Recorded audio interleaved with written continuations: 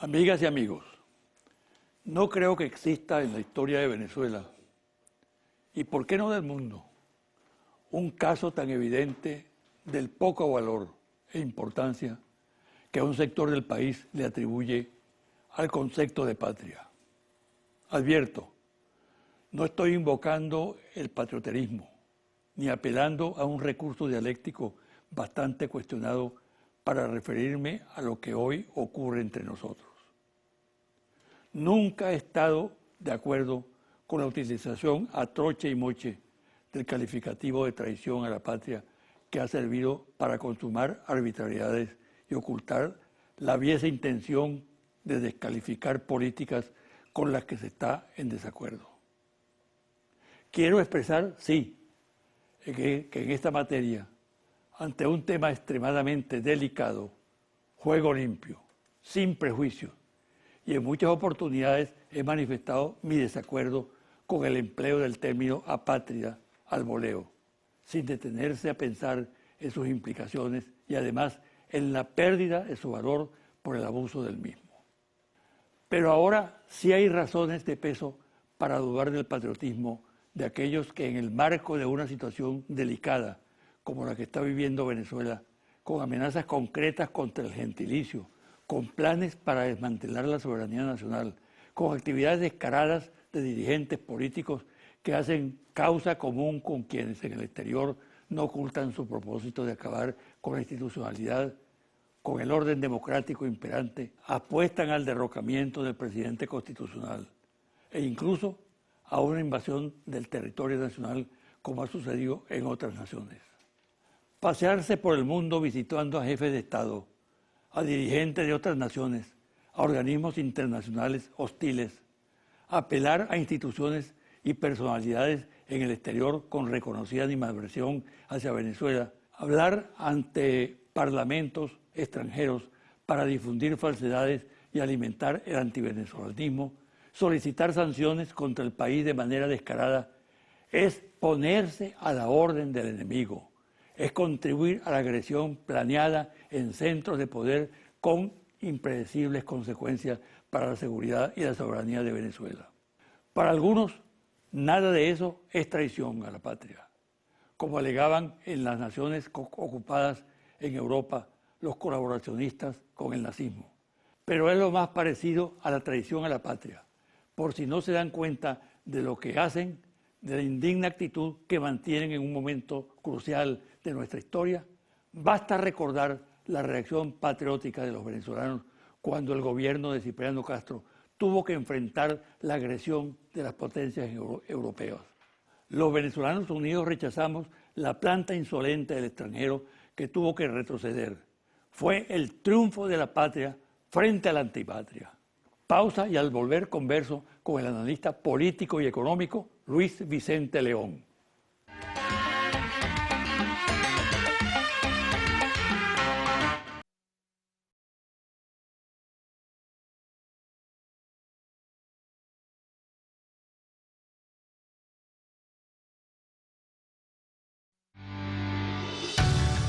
Estás viendo José Vicente Hoy.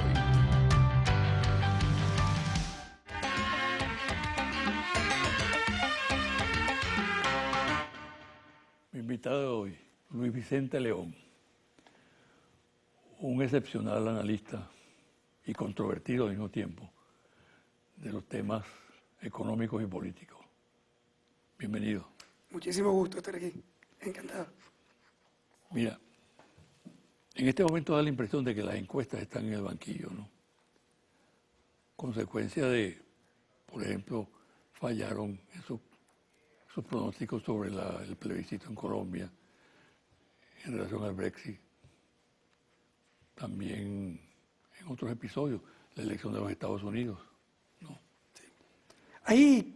Hay como dos fenómenos. ¿Qué es para ti realmente una encuesta? Sí.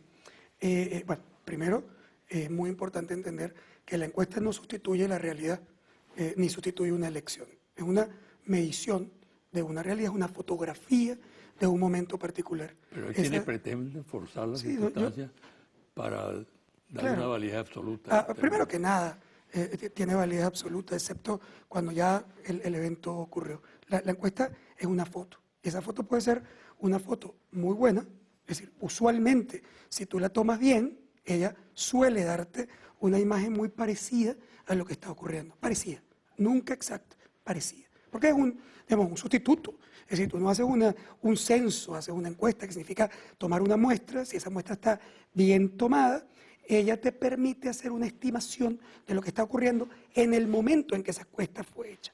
Pero cuando tú Además, intentas... ¿qué papel juega la pasión de la gente, la sensación de la gente? Hay muchos factores que influyen, ¿no? Es decir, puede influir la pasión, la polarización, puede influir el miedo, todo eso puede influir en una encuesta. Sin embargo, vale la pena de nuevo decir que las fallas en las encuestas, cuando es una encuesta que ya está muy cercana a una elección, son menos que los aciertos. Cuando tú chequeas la historia, tú vas a conseguir que si las encuestas están bien hechas, normalmente logran medir lo que está ocurriendo. ¿Qué llamas tú bien hecha? Bien hecha significa, primero, y creo que es clave, que la muestra representa el universo. Representa el universo significa que tú la has tomado tal cual en las proporciones y estructuras que el grupo que pretende medir. Tú, por ejemplo, no puedes hacer una encuesta en Venezuela y solamente hacerla en Caracas. ¿Por qué? Bueno, porque Caracas tiene una forma de pensamiento que puede ser distinta a Maracaibo, a Valencia o a las zonas rurales en Venezuela. Por lo tanto, para hacer una encuesta en Venezuela, tú tienes que tener una encuesta que tenga urbano-rural en la proporción que urbano-rural es en Venezuela. Pero además, tiene que tener los porcentajes de gente en Caracas que tiene Caracas y el porcentaje de Maracaibo que tiene Maracaibo. Es decir, si Caracas representa 12 o 15 o 20% de la población total, en la encuesta lo máximo que podemos tener de encuestados es ese porcentaje, porque si no, tú estás alterando la encuesta. Pero decía que hay dos fenómenos completamente distintos en lo que ha mencionado el Brexit o Colombia contra el fenómeno Trump, que son distintos. ¿Qué pasa en el Brexit? Que es más o menos lo mismo que pasó en Colombia. Sí, primero, tú puedes tener, en efecto, procesos de manipulación de encuestas. Eso siempre puede ocurrir. Hay encuestas que no son encuestas para medir la realidad.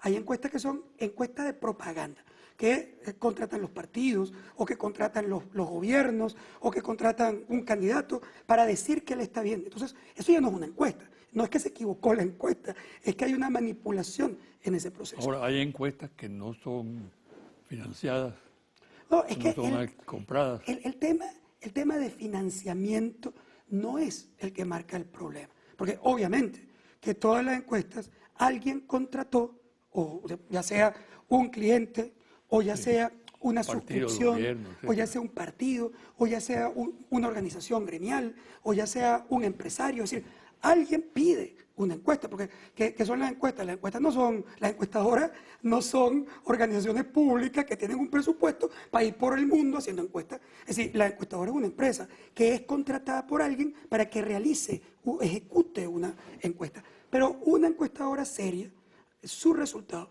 no tiene absolutamente nada que ver con quien lo contrató. Te voy a poner un ejemplo clarísimo. Cuando Data Analysis comenzó a hacer encuestas públicas, nosotros nunca hacíamos encuestas públicas, hacíamos solo encuestas privadas.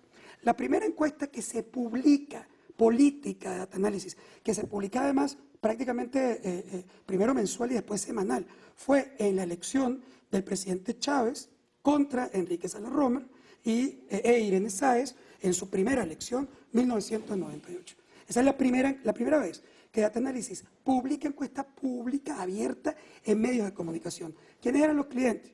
¿Quiénes eran los clientes? Los clientes eran Radio Caracas Televisión, el Grupo 1BC y el Universal. ¿Por qué? Porque es la primera experiencia que hay en Venezuela, en Estados Unidos es muy vieja, que los medios contratan una encuesta para, ponerla, para analizarla permanentemente en el proceso de campaña. ¿Quiénes eran esos dos actores? Los dos eran actores a ninguno de los dos le gustaba Chávez. Ni al Grupo 1BC le gustaba Chávez, ni le gustaba al Universal de la época. Y sin embargo, la encuesta de Data Analysis, contratada por estos dos medios de comunicación, fue absolutamente publicada, abierta, desplegada, mostrando a Chávez ganando, es más, por 16 puntos esa elección. Y nadie jamás llamó a Data Analysis, siendo los clientes, a decirte, mira, cambia esto, que entre otras cosas nunca lo hubiera cambiado, pero en todo caso ni siquiera se debatió sobre eso. Ahora, regresando al punto, Brexit y el otro, muy rápidamente, ¿qué ocurrió? Los colombianos sintieron una presión.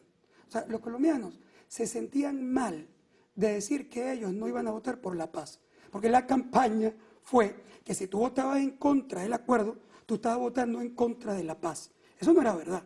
Si tú podías no estar de acuerdo con ese acuerdo y sin embargo querer otro y querer la paz. Pero se construyó la idea de que si tú votabas en contra, estabas votando en contra de la paz. Y a la gente le daba pena decir que iba a votar en contra, pero no le gustaba el acuerdo. Y al final, lo que tú recogías en las encuestas probablemente estaba escondiendo el temor de decir que tú estabas en contra de la paz. ¿Qué pasaba en el Brexit? Que si tú decías que tú no estabas de acuerdo, o sea, que tú querías salir de la comunidad europea, un inglés sentía que le estaban culpando de que él estaba atacando a su vecino español o a su vecino francés y que era un discriminador. Pero en realidad, él no le gustaba pertenecer a una comunidad que él sentía le afectaba a su economía. Y ahí hubo alteración. La encuesta no fue capaz de medir lo que realmente estaba pasando. En el caso de Trump es distinto. El caso de Trump no es verdad que las encuestas se equivocan dramáticamente. Lo que hay es una manipulación mediática de los resultados de las encuestas. Además hecha por los medios y hecha también por los partidos. ¿Qué pasa? Si tú miras las encuestas, en realidad, numéricamente, lo que te decían que los dos candidatos estaban muy cerca. La señora Clinton tenía 2-3 puntos por encima de Trump. Uno podría decir, bueno, se equivocaron porque Trump ganó. No, el presidente Trump gana las elecciones en Estados Unidos con menos votos que la señora Clinton. Porque la forma de elección en los Estados Unidos es por colegios electorales. Trump saca menos votos, Clinton saca la mayoría de los votos, pero en la práctica Trump tuvo una mejor distribución. Lo que no hubo fue quien agarrara la muestra completa del país y fuera suficientemente serio para decir, hey, aquí hay un riesgo gigante. Y sin embargo, Obama nos lo mostró a todito cuando salió. Una semana antes de las elecciones, por primera vez en la historia, el presidente de los Estados Unidos sale a la campaña desesperado para tratar de levantar a la señora Clinton. ¿Por qué? Porque sabía que estaba perdiendo. ¿Y quién se lo dijo? ¿La encuesta? Fíjate, Luis Vicente, tú has dado esta versión muy interesante sobre la encuesta. Eso ayuda mucho a la audiencia a profundizar en la tendencia de la opinión pública, ya con una base. Ahora, te quiero preguntar lo siguiente. ¿Cuál es la percepción del venezolano sobre la actual situación en este momento? Sí. A grandes rasgos. Sí, el tema, digamos, es absolutamente evidente. Digamos, tú puedes tirar una hipótesis y luego ver los números. ¿Cuál puede ser la hipótesis antes de ver cualquier encuesta? Y es cualquier encuesta, no solamente Data Analysis, a la que veas. Es decir, la primera hipótesis es que la gente tiene que percibir que la situación del país es mala o muy mala. Es decir, ¿por qué? Bueno, porque hay una crisis. Una crisis evidente. No es un tema de discurso político, no es un ataque al gobierno, no es la oposición. El país tiene una crisis. Incluso el propio gobierno reconoce la crisis cuando llama a un decreto de emergencia económico. ¿Por qué tú llamas un decreto de emergencia económico? Porque reconoces que hay una emergencia y esa emergencia viene de una gran crisis. Si tú tienes una gran crisis, obviamente la percepción es negativa. Estamos hablando nada más y nada menos que 91% de los venezolanos hoy que dicen que el país está mal o muy mal, económicamente hablando y políticamente hablando. No todos, no el 90 o 91% de los venezolanos. Eso está en los análisis de ustedes. Sí, claro. 90.4% exactamente de los venezolanos indican que el país está mal o muy mal en el mes de enero de este año. Porque hay otros numeritos distintos. No, hay números en la propia encuesta. Si tú vas preguntando, digamos, cosas distintas, tú vas a ver, por ejemplo, todo ese 90% culpa al gobierno de la situación. No. Es decir, 90% piensa que el país está mal. No el 90% siente que el culpable es Maduro. Pero hay una correlación, que además es una correlación política, histórica en Venezuela. Si el país tiene una crisis, la crisis normalmente afecta la popularidad del gobierno. No hay forma de evitarlo. A lo mejor no es exactamente la misma proporción, pero si todo el mundo siente una crisis, no solo en Venezuela, en los Estados Unidos, en Francia, hay una correlación entre la crisis y la evaluación de gestión del gobierno. Y ahí es donde el gobierno entonces es afectado en términos de popularidad. Ahora, hay un mito que es interesante romperlo, para mí es muy importante. Una cosa es la correlación entre la crisis y la popularidad que afecta a una elección. Es decir, si tú miras el mundo, la mayoría de las elecciones que ocurren en el medio de una crisis la pierden los gobiernos, porque los gobiernos son afectados por la crisis en términos de la disposición de voto. Pero lo que no es verdad, lo que es un mito, es que una crisis económica severa produce necesariamente la salida no electoral de un gobierno. Eso es un mito. Esa no es verdad.